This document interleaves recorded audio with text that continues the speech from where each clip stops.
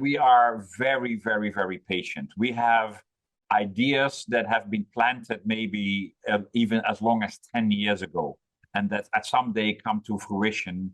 And that's when we'll take the win and move on to the next project. And until then, we stay patient. We know that people are going to do stuff. Sometimes they don't know it themselves yet, but we know they will do it in 2, 3, 4, 5 years from now. And we just need to make sure that we are around by that time to fulfill their dreams and wishes. Welcome to the Attraction Pros podcast, where we discuss the latest trends and challenges facing the attractions industry today. We chat with some of the top leaders in the field and provide resources that will help develop your career in this great industry. I am Josh Liebman. I am obsessed with the guest experience and helping attractions make that their top priority for success. And I'm Matt Heller. I am passionate about organizational effectiveness, leadership development, and employee engagement.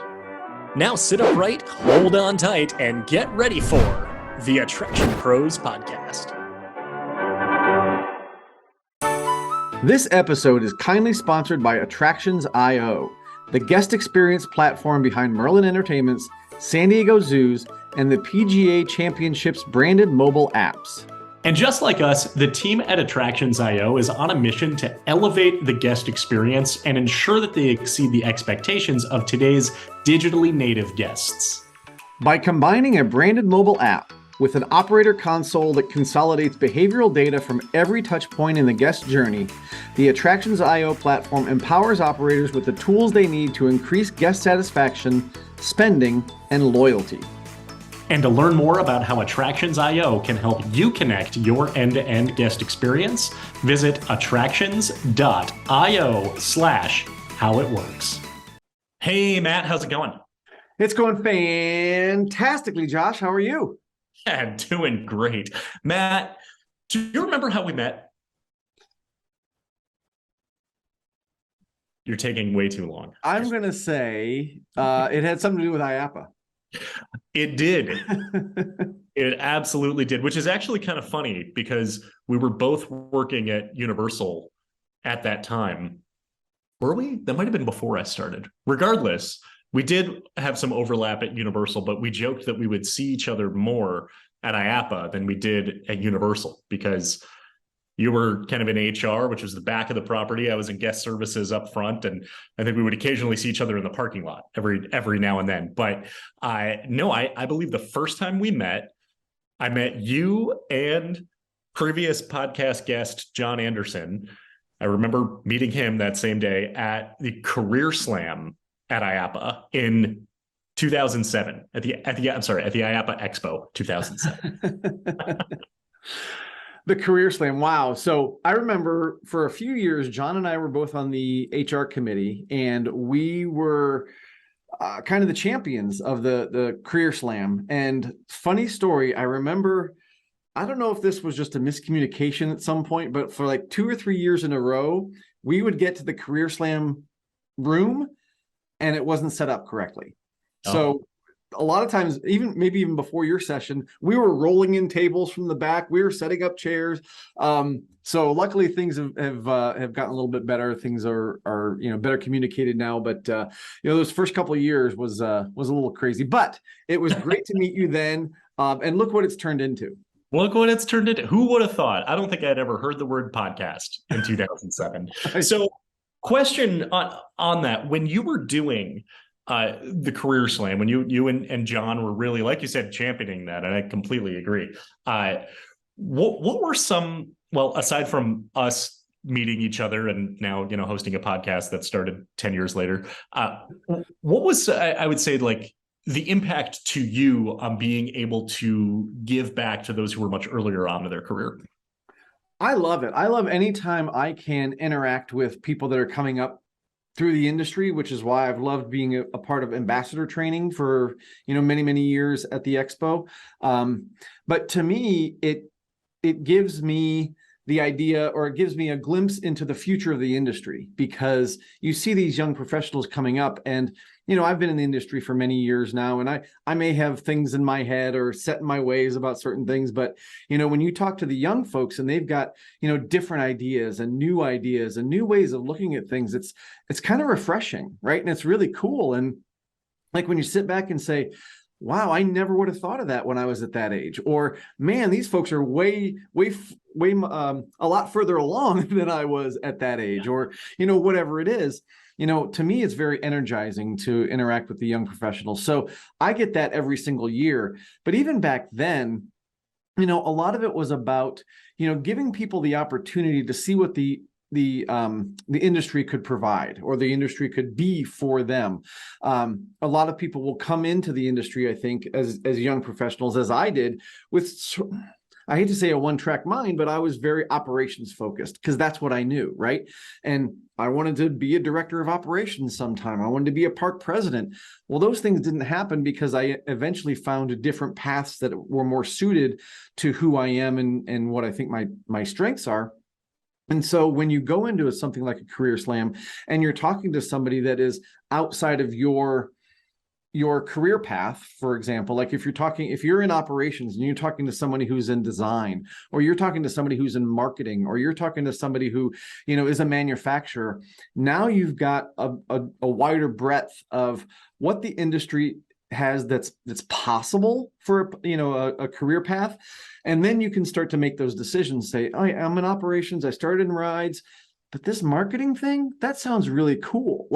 And so now you can start to see there's different paths that you can take, and different opportunities are out there. And again, just how big the industry is and how many opportunities there really are out there. For sure. So one of the things you said in there was a glimpse into the future of the industry. And there was a couple of years ago, I was at the session, how do IAAPA Expo like an IAAPA GoPro or something? There were a lot of hashtags in the title of the session. Got all the young people in, and it was a panel, and it was being moderated by previous podcast guest Jessie O'Daniel. And she, set out, to the room, she said, you are the future of the industry. And there was kind of this like a big, I don't know, deep breath in by everybody in the room of wow. And she's like, no, I'm not trying to be fluffy or motivational, literally you're gonna people are going to retire, and then you're going to come into management and leadership. And 20 years from now, you people in this room, this is the future of the industry. That's just how time works. Right. And so it's so critical then, whether it's from an association standpoint or just macro industry initiatives of saying, okay, well, who's going to be running these parks and attractions, and who's going to be running these design firms or these marketing firms, whatever, in 10, 20, 30, 40 years. And if we want to protect the ongoing continuity and the value of our industry, then it's so critical to be whether it's investing in young professionals or providing guidance, or things like what you've done with Career Slam in the past, and then like you said, speaking to ambassadors. So that is a long-winded transition into who our guest is today, Jeroen Nijpels. His firm, he's the owner and managing director of JNELC. He helps parks and attractions buy rides and attractions, I should say. So he works with a number of manufacturers and suppliers. So we get to hear an insight into how his firm works, many of the considerations with investing in new attractions in parks. He says, we asked him as far as, how do you explain this to people outside the industry? What do you do? And he says, well, I sell roller coasters. That's the most straightforward way to put it. Makes perfect sense. So we get a glimpse into that. And then, he's been heavily involved in IAAPA for many years, for decades, actually, in terms of his involvement with the Manufacturer and Suppliers Committee. He's currently on the board of directors. He's also previously been on the board as well. And also we talk about young professionals initiatives, which he really spearheaded, and we get to hear the origin story about all that. Yeah, and it's really fascinating to hear how his experience and his vision then kind of blossomed into this support that I think we all feel for young professionals. So you're right. It was really cool to hear that origin story. Also really cool to hear how he kind of operates his company. He used a term, relationship-based marketing. A lot of times, we talk about content marketing and, traditional marketing. And this is really about literally building relationships and having clients for life. So it's really cool to kind of peel back the onion on that a little bit. For sure. Yeah, absolutely. And, I like to think what we do is like relationship-based marketing, but you're right. It's also content marketing. So a little blend of both there. So, yeah. No, he's just such a fascinating individual. And this is just such an energizing conversation. It's almost like going to IAAPA. Kind of. It felt like it. Yeah, exactly. Which we hope to see him at an IAAPA event soon. But until then, what do you say we get to this interview?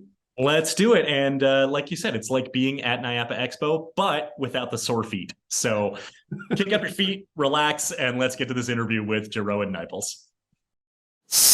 Hey, Jeroen, welcome to the Attraction Pros podcast. We're so excited for our conversation today. How are you?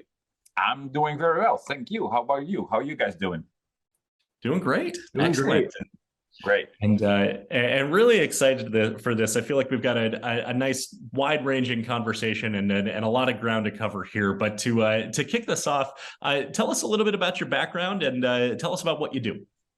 Yeah. So I am the owner and managing director of a company called JNELC. And with that company, we represent various manufacturers and suppliers to the theme park industry.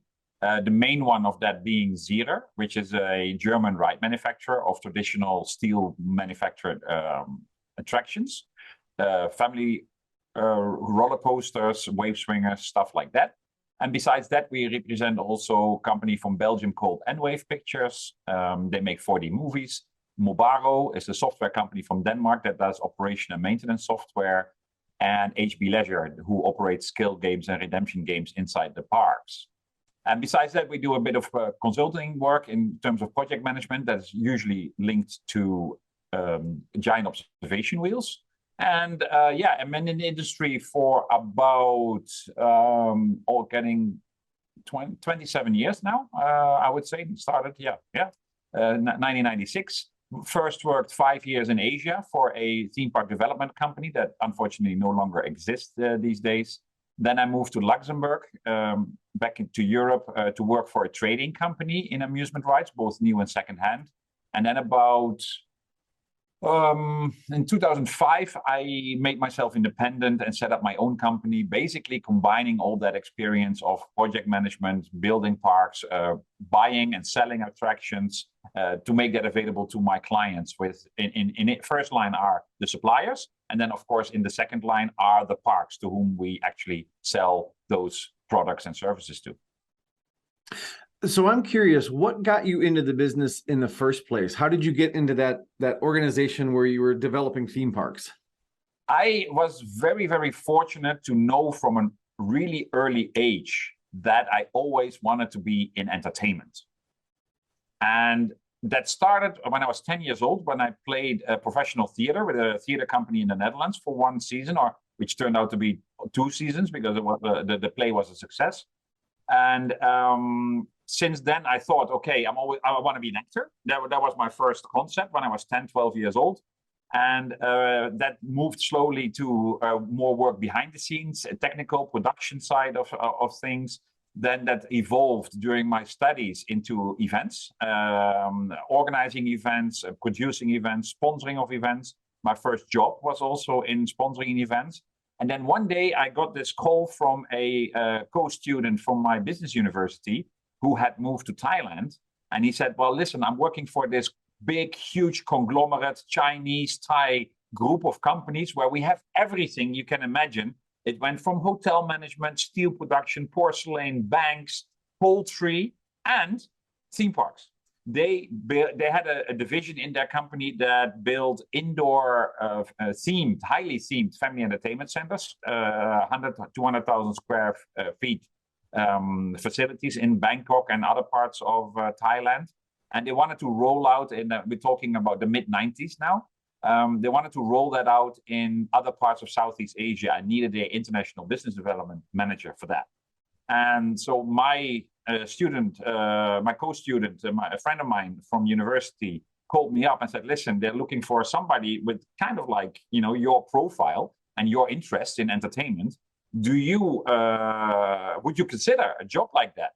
And then I thought a little bit about it. And until then, I was more like events oriented and entertainment and live entertainment, so to speak. And then I thought about it. I said, yeah, well, actually, that is you were talking here about the same dollar, the same euro in people's wallets when it comes to their leisure time. And they also need to be entertained in theme parks. Let's give this a try for 3 months. That was October 96. And here we are today. Still in the industry, going strong. No, that's so fascinating. Jeroen, when you were sharing about what you do and what your company does, you're wearing a lot of hats. There's a lot of different facets to the business. And when you talk about Zero and N-Wave and HB Leisure, I can put all those together. When you talk to people outside the industry, and if they say, what do you do? How do you explain? Is it hard for people to understand? Well, when I come in an environment outside of our industry, let's say a birthday party of a friend of my wife or family or something like that, and who don't know me yet or don't know me that well, I give them always first the short answer, which is I sell roller coasters, and that usually gets the conversation going. I mean, it's not a showstopper in that sense. And then once, if the conversation and the environment allows, I would elaborate that I do a little bit more than that, and then that we represent various manufacturers and services provided to the industry. But the bottom line is, the short answer I give the first time is I sell roller coasters, which is a big part of my day-to-day job, actually. So yeah, why not? Yeah, that's awesome. I love how you use the theater term. It was a showstopper. Right? Yes. Very much pulling from your acting background. Exactly. One of the things I'm curious about when you say, you sell roller coasters, there's obviously a lot of different types of roller coasters, a lot of different kind of considerations that a park would have or a facility would have when choosing a new attraction, something to bring their guests in. And this could probably be, a huge conversation, but just what are some of those considerations that a park has to think about when they're considering a new attraction, a new ride, a new roller coaster? Well, in order to answer that question well, I should explain to you that the mission of my company is that we keep our customers for life. And we have a really, really long perspective when it comes to our sales activities. And it might sound odd coming from a sales guy, but we would like to give a park an honest advice about which attraction we seem fitting into their portfolio, or if they're building a whole new park, which is a right mix. And sometimes that means that I have to tell them that particular product XYZ in our portfolio is not the right product for them. Even I would love to sell as many rides as I can, but sometimes I have to say, listen, your target audience is let's say 6 to 12-year-olds, and this is a ride that starts at 14 year. I mean, that's an obvious one, but sometimes it's less obvious than that, and sometimes it's not so clear to them that a particular attraction might not fit the total mix very well, unless they have a very good reason, because they want to change the target audience, or they want to change marketing message, or they want to diversify in another direction.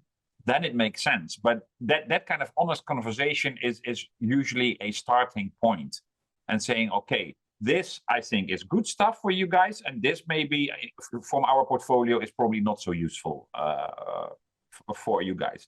So it's looking at it, first of all, at the bigger picture, both in the terms of the relationship with the client, as well as what product does that client offer to its customers, and how do we fit in there? And on the other hand, it's also a lot about getting just the message out for us about what kind of products we do make, because we are known for a certain type of attractions, especially the wave swinger and family roller coasters. Those are the ones that you find, the evergreens that everybody knows Zero for example. But Zira makes a lot of other things too. So for us, it's also a matter of getting the message across which other rides do we have in our portfolio. We started to develop dark rides. We built a dark ride on a track-based dark ride system in Heide Park in Germany, called based on the Ghostbusters intellectual property. And yet nobody knows that Zira has built that. So it's part of also like bringing this out and about, that we are more than just wave springers and family roller coasters.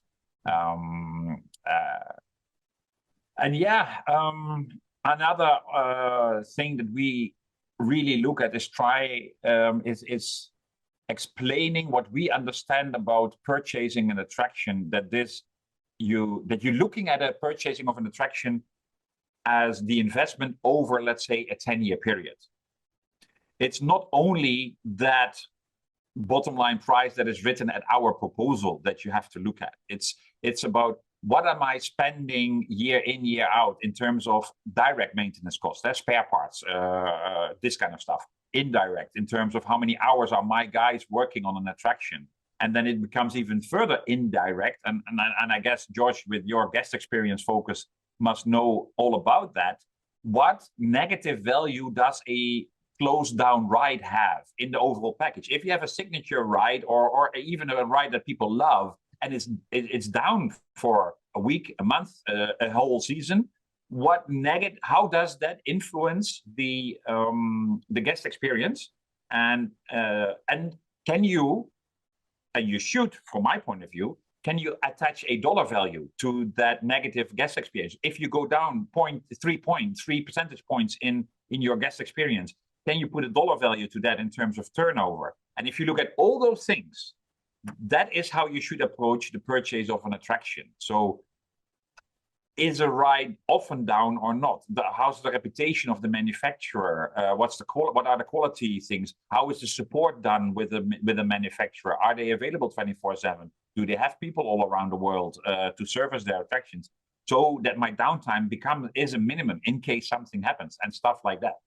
So that's an important message too, that we want to discuss with especially new clients, and make them aware of that. Existing clients, they know the drill by now, and they do it in that way, and they do business with us that way because they found out that we come in that comparison relatively favorable. Yeah. That's so fascinating, because there's just so much that that goes into it. I mean, there's the right fit for your audience, but then you make a really good point of saying, is this going to be the right fit 10 years from now? And you talk about, are you changing your audience? So I've got to imagine when a client approaches you and says, we want this, it probably opens up a lot of questions in terms of ensuring that it's the right fit, and even going far beyond the actual purchase itself. And I would say, how do you help your clients understand to say, well, okay, if this isn't a right fit for your audience right now, but you are looking to change the demographic of your park, does that go far beyond just the conversation of, I'm selling you a ride, we just have this transaction to broker, but probably is a much longer term strategy plan? Yeah, and the way we do that is by giving examples from the rest of the world. Usually, that is, we travel a lot. We go around a lot in the world. I see plenty of parks everywhere, probably more than the typical amusement park owner or buyer of the rides, because they are mainly involved in their own business and have to be there most of the time, and especially in the season. And by seeing so many examples, we see what works and what doesn't work. And there's usually, for the particular situation that we are then discussing with a potential client about a specific attraction that could be added to their park, there is an example somewhere else in the world of somebody that has done it and be successful with it, or that hasn't done it and was not successful, or that did do it but wasn't successful. That you have to, and that's part of that honesty that I was talking about. That if we see somebody who tried something out, even if it was with our attraction, and it didn't give the effect that they wanted, I would use that if I would think it makes sense in the context of the conversation I'm having with my client. And that is the number one key thing to look at that situation with the client in that kind of a discussion, I would say. I'm wondering if we can dive more into your strategy of clients for life, because I love that. And I love how you talked about, being honest with them and sometimes having to, maybe pull back a little bit on what they're thinking. But, even going a little deeper into that, when you focus on, literally having a client for life, that's a long time, right? And so it's about relationships, and it's about, having an understanding. And I'm just curious if you can maybe walk us through a little bit of that strategy and how you've been able to maintain that over the years. Yeah. As you can imagine, with my company, JNELC, we don't manufacture ourselves. We are not a producer of the attractions or the services that we sell. As a result, we also do not have our own booth, for example, at the trade show, and we find it not really useful for us to make our own kind of advertising, at least when it comes to traditional advertising, let's say ads in magazines or stuff like that. So those manufacturers that we represent, they have their booths and they have their advertising. You see them in the magazines, they're everywhere. So they are promoting their product and services. What we do is we go to the events, and because of our geographic focus in Europe and in Southeast Asia, we focus mainly then on the IAAPA Expo Europe and the IAAPA Expo in Asia, and we organize our own big networking event surrounding that.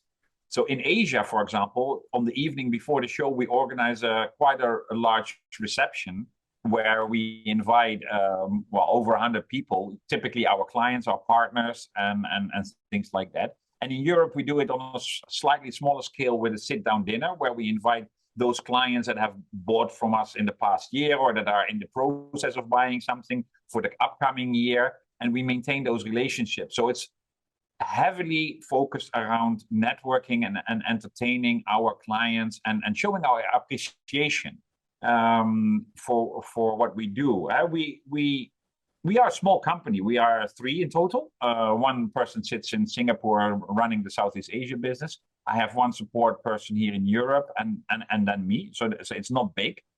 And nevertheless, we produce every year, for example, a newspaper that we distribute at an event that we would sponsor, TA event, IAAPA event, whatever is the occasion. And in there, we write articles about all those kind of projects that we do, and about we give our partners some free space in there to put an advertisement, to put an article, to quote an article, and to show all that. So it's a lot about, let's say, the soft relationship with the client, and not going every year knocking on all the doors and dropping my new brochure and a price list and hoping that they will tick one or two boxes, and that's how it goes. No, it's about being with them also when it's not about selling a ride. It's like visiting them and just asking how things are going with the existing stuff without anything. Even if I know that a park has already announced in the newspaper or in fan publications, this and this roller coaster coming in there, this and this teenager ride or whatever it's going to be, knowing that they won't be buying for the next 1 or 2 years anything new, still going there and then visiting them, talking about them. How are the Zero rides doing? How is your experience with HB Leisure and the games? How are they running the games, etc., etc. And I think that is the key in that. Besides what I mentioned, honesty and giving good advice to the client, advice that is useful, and sometimes helping them also with stuff that we don't have a direct sales or commercial interest in. If they're saying, do you know anything about this and this supplier? Can you bring me in contact with them or stuff like that? We work with park groups in Europe that are sometimes on an aggressive takeover path. And then they just call me every now and then and say, listen, have you heard anything about this in this park? Or do you know anything that's for sale that might be of interest for us? Stuff like that. And I'm not commercializing that part of the advice, because I know that if I stay then top of mind with these people, and then when they do need a new roller coaster or a new wave swing or a new other attraction, that they will call me and ask for those kind of things. So the relationship-based marketing that you talk about can be so effective, and you talk about that being a very long-term strategy, even if they might not be a prospective client for 1 year, 2 years, or even further down the road. Planting those seeds that have the opportunity to grow over time.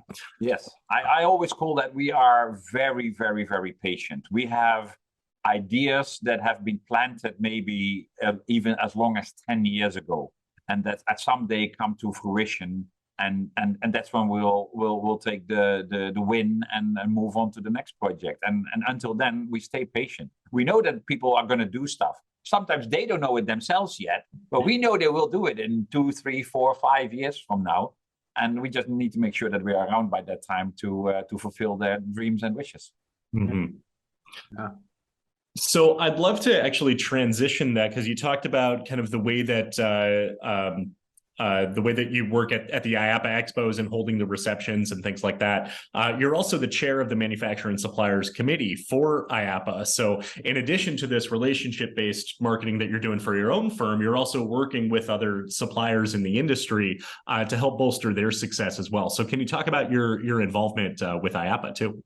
Yeah, it's part of what I call also, what many people call giving back to the industry that gives us so much. It's something that I feel almost a need to do and to volunteer my time for IAAPA in order to progress the industry. Of course, it's fabulous also for networking. No matter what you do, it's great for networking. I've been an active volunteer for IAAPA since 2002, so that's now more than 20 years that I've spent on committees, boards, whatever, all different kind of things over the years. And now, since the beginning of this year, then chairing the Global Manufacturing and Supplier Committee was a big ambition of mine to chair a worldwide committee for IAAPA. And now that comes together then with a seat on the board of directors. So that will be now my second term. I've been on the board in 2007 to 2009 and coming back now there. And yeah, trying to make the industry more professional, better recognized, a fair marketplace for everyone. Yeah, I love it in that our industry is so friendly towards the competition. Of course, yeah, we're fighting for a roller coaster job left or right, and we're sometimes competing. But we are, in the end of the day, all friends. And one great example just happened last Friday when I decided to go and try out the new restaurant experience in Europa Park. I don't know if you guys heard about it, but there is this thing called adrenaline, and it's just out of this world. It's amazing. Words are not enough to describe all that. Even pictures don't do it justice.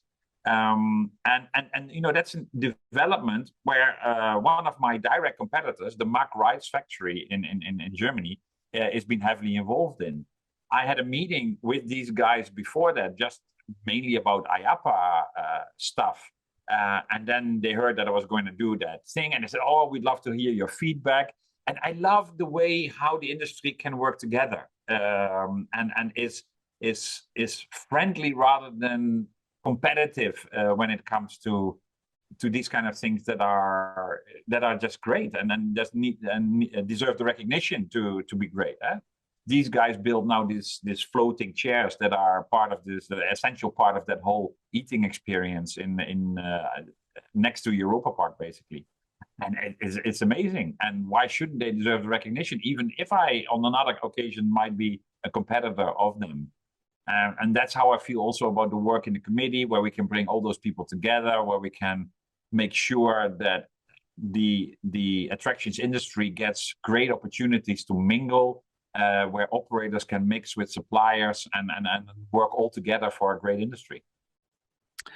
I love what you said there about that need to kind of give back, because I feel that too. I think Josh feels that. So I think that's something that's definitely common among at least the three of us. And I know a lot of other people that get a lot of internal reward from volunteering with IAAPA. I wonder if we could talk about that global committee with the manufacturers and suppliers, because whenever you talk about something global, you have a lot of different interests. And yes, we're all, friends and we want to be friendly and that kind of thing. But I would imagine there's some different and maybe I'm wrong, but please correct me, there's some different challenges as you get to different parts of the world? Or are people kind of seeing similar challenges that you're working through kind of around the globe? Well, that's a very, very relevant question, especially right now within IAAPA. As you might know or might not know, and as I don't know if many of the viewers or listeners to the podcast will know, but IAAPA used to have a lot of global committees for a lot of things all over the world. And we are in a process with IAAPA to actually change that and to make all those committees, wherever they are needed and wherever they are relevant, make them regional committees rather than global committees. One of the basically the tasks, or one of the goals that I've put for myself in chairing the M&S committee for the next 3 years it will be, is that I probably would be the last chair of the global M&S committee, because we're going to move all that to the regional levels. You know, we're going to have we already have manufacturer and supplier committees in all the regions. We don't really need another committee on top of that, digesting all that information once again. Because it makes a lot of the work kind of like redundant or double. Basically, we're doing a lot of things double that don't really need to be done double. And B, exactly because of what you said. It's because of some things are so regionally different that it almost doesn't make sense to talk about it on a global level, because we're all on different speeds, on different levels in that sense. Take another topic like sustainability. Sustainability means a hell of a lot of different things to people in different countries, especially in this decade, I would say. Some countries in Europe are very much advanced. Some countries are still a little bit behind. In Asia, sustainability has, again, another complete different meaning. In North America, they look at things differently right now. And yeah, maybe we should focus our energy and the time of all the volunteers that are willing to give back to IAAPA more on coordinating that on a regional level, and only, let's say, bring the chairs of those committees together in an informal information exchange to make sure that we're not reinventing the wheel twice. If we do something already great in Europe, let's bring it to America or vice versa. Or if somebody comes up with a great idea in Asia, that would work very well also in Latin America. Let's make sure that connection is there, but it doesn't necessarily require a global committee for that. So there we are exactly in that process of regionalizing and doing things on a regional level there where possible, and share the experience where needed. Yeah, no, that makes sense. One of the things too that would love to talk about as it relates to involvement with IAAPA, and something that's near and dear to my heart, is the young professional constituency, and that you mentioned that you founded that and that you were able to really bring that to life, and would love to know, I would say, the origin story of just how IAAPA's young professional constituency came to be. Yeah, well, that is actually a great story to tell you. Back in 2005, 2006, I was visiting one of the oldest parks in the world, and that is Tivoli Gardens in Copenhagen. And there was a young guy at the time who was, I believe, the second person in command, so COO level, basically, of the park. And some of you might have heard his name before. His name is Andreas Andersen. And this person, who later on became to do great things, became chair of IAAPA and so much involved in IAAPA, I was having dinner with him in the park, and he told me that he had been now like 4, 5, 6 years to the IAAPA shows around the world, especially in Orlando, and he found it impenetrable. He found it very hard to walk into a room, seeing all those big leaders of all those big name parks around the world and start up a conversation. He felt that it was very difficult to approach them. And I said, yeah, especially if you're from the operator side, if you're not having to sell something on that thing, if you're just there to network, to share experiences, it can probably be very overwhelming to walk into these rooms, even if you are from a big name park like Tivoli Gardens. And that triggered with me a reaction that I said, listen, we have to do something. We have to create a group for those young people that will get some recognition from IAAPA in one form or another, and that get a chance to mingle with those what are considered big shots, the board of director members, the bosses of the big Disney parks, Universal parks all around the world, Six Flags, you name them, and to create that kind of interaction. So in the beginning, so I came with that idea, came to IAAPA. It took me a little while to convince them, and ultimately, I think in 2008 we held our first network reception. I think it was, it must have been earlier because it was still Atlanta. I think Atlanta must have been 2006, the last time we were. It was a bar in Atlanta.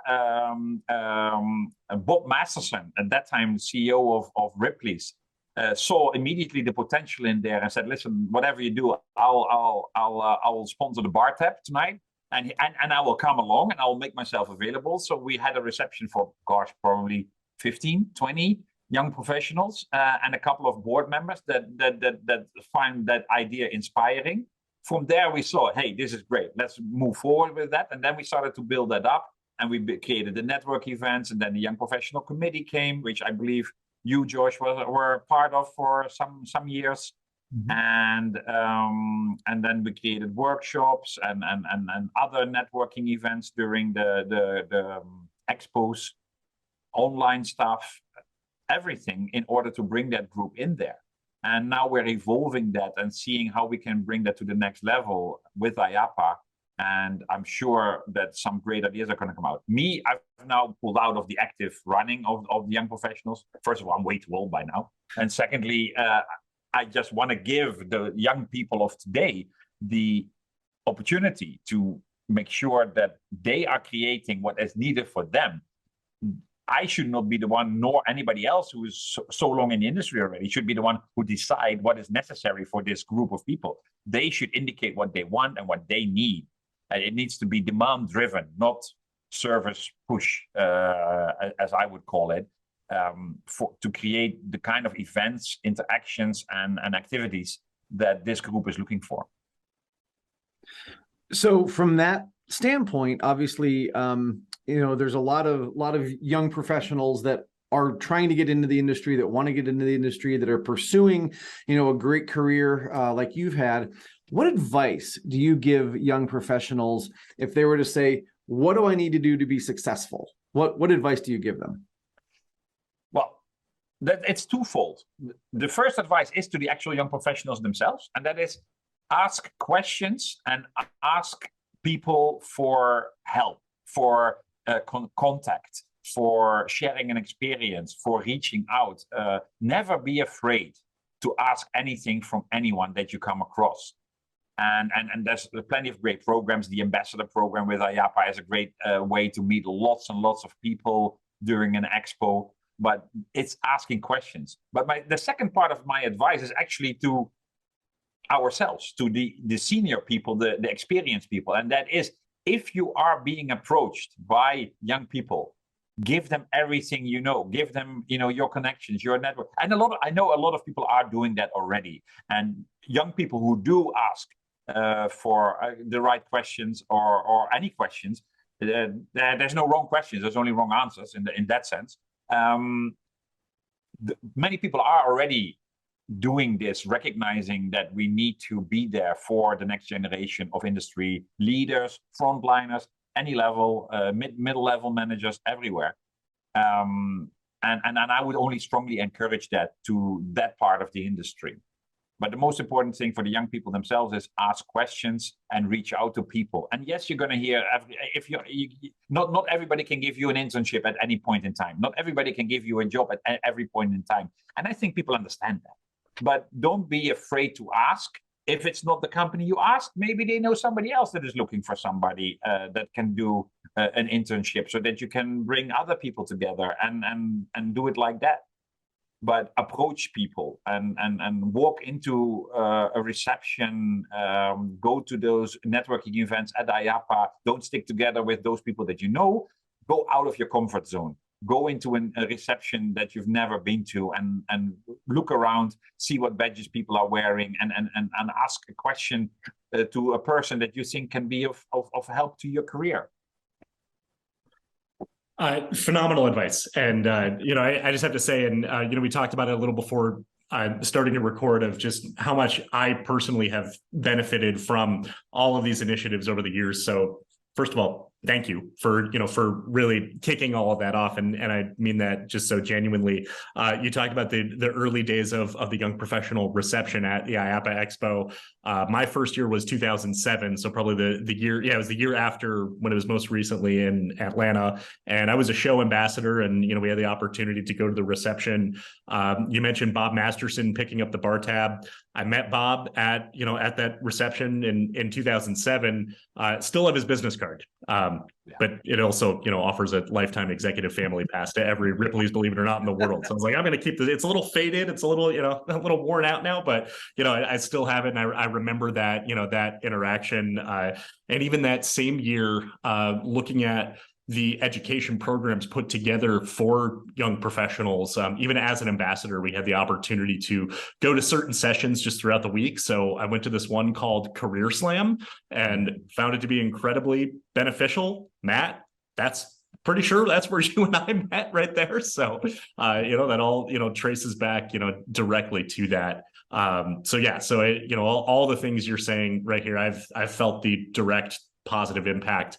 You talk about asking questions. I want to come back to that as well. There was another year at the young professionals reception where, like you mentioned, it's important for the senior leaders to get involved. And I loved going to the YP reception and seeing people who were not young professionals who were there wanting to meet us, right? And so now I'm at the point where I'm sort of straddling the line between young professional and no longer young professional. And, I hope that I can continue now being on the other side of that. There was an HR manager who was there. We struck up a conversation, and I asked directly, I said, "Are you hiring?" And, she said, I'm not, but I will be soon. And she reached out to me, a few weeks later. I went and interviewed, and that turned directly into, something that catapulted my career. Aside from simply the question of, which now retrospectively very direct, very forward, are you hiring? What are some other better questions or ways to really, I would say, plant those seeds that can help really tie into actually the things that we were talking about earlier, of that relationship-based marketing, but doing that for yourself, networking as a young professional? Well, one of my favorite questions there is what that a young person should ask an experienced person is, what is the single most important thing that you would have liked to know when you started your career that you've only learned after 10 or 20 years, or maybe even longer in your career, but that you really would have loved to know at the beginning of your career? What is that single aspect of your career that you can give as a piece of advice to me at the start of my career as a young person? That's one of my favorites. But also to really create goals for yourself. You should, as a young person, have an ambition, have an idea of, in your wildest dream, which job do you want to have in 10, 15, 20 years? And by having that kind of a goal, make also the right decisions about what things you do and what things you pass on during your career, and what you should go for, which conference you want to attend, which workshops you want to listen to, which are the things that really will advance you towards that goal. Because without that goal, you're kind of like running around and doing everything as much as you can, and maybe you will learn also by doing where it is you want to end up, or you're just going to be at the right point at the right time, kind of a thingy for your career. But having a goal in life and being able to check whatever you're going to do, whatever your next career move is, whatever job opportunity you accept within your company, or moving to another company, what education you follow, what courses you follow. If you can have that goal to match that with and see, will this bring me closer to that goal, yes or no? will give you so much more guidance to yourself while developing your career as a young person. I really appreciate what you say there about having a goal. At one point, my goal, I guess it's still my goal, is to go as far as I possibly can in the attractions industry, right? Which is kind of open, but it also gives me a direction as far as how I want to, how I want to spend my days and what I want to be doing. And so one of the things I think is really cool, what you also said there, was what to pass on, right? What opportunities to take, but what to pass on. So with my goal of wanting to be, go as far as I can in the attractions industry, I know that there's certain things that I'm not going to do, right? And I think that's just as important as the things you do.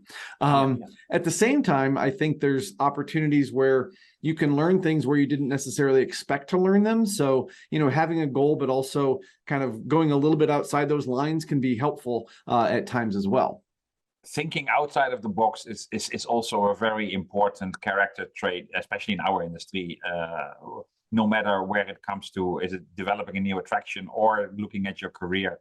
Absolutely, I agree with that, Matt. It's sometimes you do have to think outside of the box in order to progress, or in order to figure out what you don't want. Sometimes, that can help you also in that aspect. So certainly, also should not be afraid to try out things as well. Yeah. No, absolutely. So, Jeroen, we're starting to reach close to the end of this interview here, and this has just been a fantastic conversation. But a question that I would love to ask you is, what is the single most important thing that you would have liked to have known at the beginning of your career? The importance of networking. It's something that kind of like subconsciously was already given to me during my business university times when I was studying my business administration courses. But it took me too long to get actively involved in that at the start of my career. And to a certain extent, that also sometimes has to do with, for a lot of people, with their employers. Do the employers allow you to go to a IAAPA trade show as a young person just starting in the industry? And that's one piece of advice I would also like to give to some employers to whom that applies. Don't be afraid that if you send your young people that they're all going to be stolen away by your competitor, by the parks. Your staff, you will see how your staff is appreciating the fact that you're going to get that opportunity, and which will, in most cases, translate into a loyalty towards the company rather than jumping from one employer to the other. And I think that is really important for those employers to realize that they should give their promising people, some frontliners, some middle management, the chances to go to these events and network. And those employers that do, you see them benefiting from this.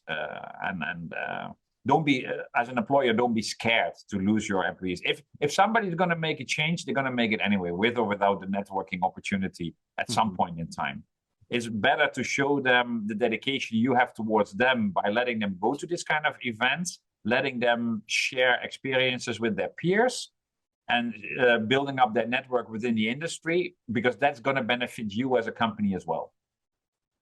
I think it also helps people build their passion, right? Or maybe realize it more when you get to see the larger industry outside of your facility. I know that's what happened for me. As soon as I went to IAAPA and I walked onto that trade show floor and I saw, wow, this is right. This is something exciting. Or going to the sessions and interacting with and talking to people from other organizations, really feeling how big the industry is and how much, opportunity there was, not just, maybe going to another company, but even within your own company, applying all those ideas back to your organization, I thought was really, really inspiring. Absolutely. Yeah. Finding peers that have already tackled similar issues that you are just about to tackle and hear how they solved it is invaluable. In especially early on in your career, when you don't have your own experience to build on yet. Absolutely. Yeah. Excellent. Well, Jeroen, as we start to wind this down here, if people want to learn more about JNELC, or if they want to get a hold of you directly, where would you send them? First of all, come and see me at any of the IAAPA events. I mean, that's the biggest thing. Come, approach me. I'm there. Not IAAPA is organizing so many regional events now. I can't be everywhere, especially not in North America. But come and see us. That's the most important thing. And secondly, we have a website, www.jnelc.com. I'm on LinkedIn. You can find me there, Jeroen Nijpels. Send me an email at info@jnelc.com. It comes in my email box. We don't have a whole organization that deals with all the emails. So that's absolutely fine to contact me, ask me questions, and seek guidance. Well, Jeroen, I certainly look forward to seeing you at an upcoming event. I can't wait to be able to meet you in person finally. But for the time that you've spent with us, I just want to thank you and let you know how much we've appreciated your time and all of your insight. And for everybody who's out there watching and listening, just remember, we are all Attraction Pros. Thanks for listening to the Attraction Pros podcast. Make sure to subscribe so you can tune in when new episodes release, and even better, please leave us a review on iTunes. For more information, visit attractionpros.com.